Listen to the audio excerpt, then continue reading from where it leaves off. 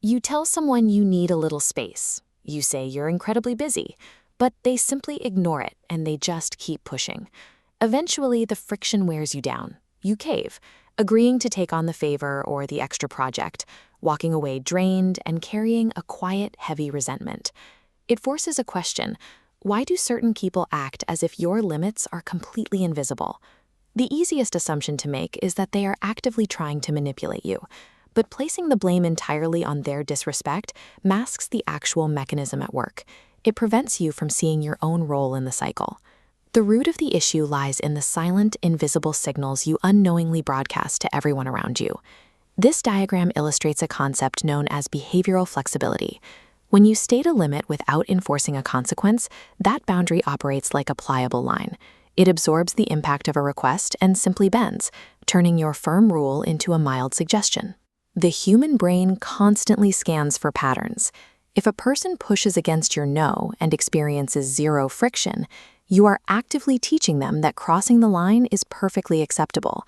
Feeling ignored is not an accident. It is the direct result of successfully teaching others that your refusal carries no actual weight. Testing limits is a core evolutionary feature. From our earliest stages of development, we map our physical and social environments by pushing against them to see exactly what holds firm. That primal instinct does not disappear in adulthood. Employees, managers, and friends constantly probe your responses to figure out where the actual enforced line is drawn. This visualization models social optimization through the path of least resistance. Human networks naturally conserve energy. When demands are introduced into a group, the flow automatically routes away from defensive barriers and rushes down the most frictionless path. This explains why the exact same person gets asked to work late or do the heavy lifting time and time again. The network floods their capacity, leaving alternative paths entirely clear, simply because their lack of boundaries makes them the safest route to a yes.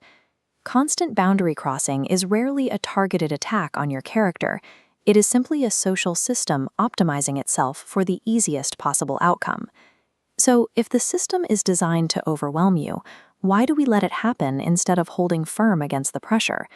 This neurological model highlights the rejection-isolation threat.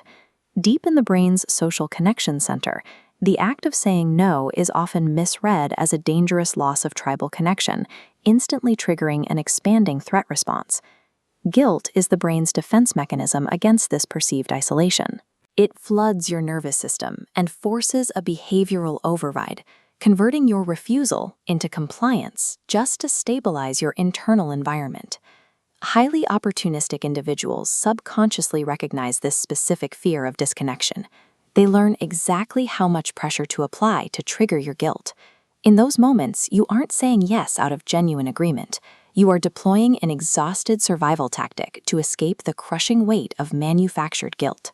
The fear keeping you stuck is the belief that enforcing strict limits will drive everyone away and leave you isolated. As this filtration model shows, boundaries do not operate as solid walls. They act as a diagnostic filter, naturally blocking out connections that rely on your unquestioning availability. Meanwhile, individuals who value the relationship adapt, passing through to create a balanced connection built on respect.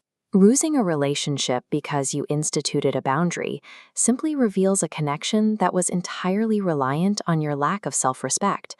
Protecting your peace is an uncompromising prerequisite. It's the necessary action required to safeguard your time, to protect your energy, and your mental health. The next time someone pushes past your limit, pause and ask yourself a diagnostic question. Did they truly ignore your boundary, or did you teach them crossing it was safe? A true boundary is never merely a spoken declaration. It is a consistently enforced physical or behavioral action. People do not respect the boundaries you try to explain. They only respect the boundaries you consistently protect.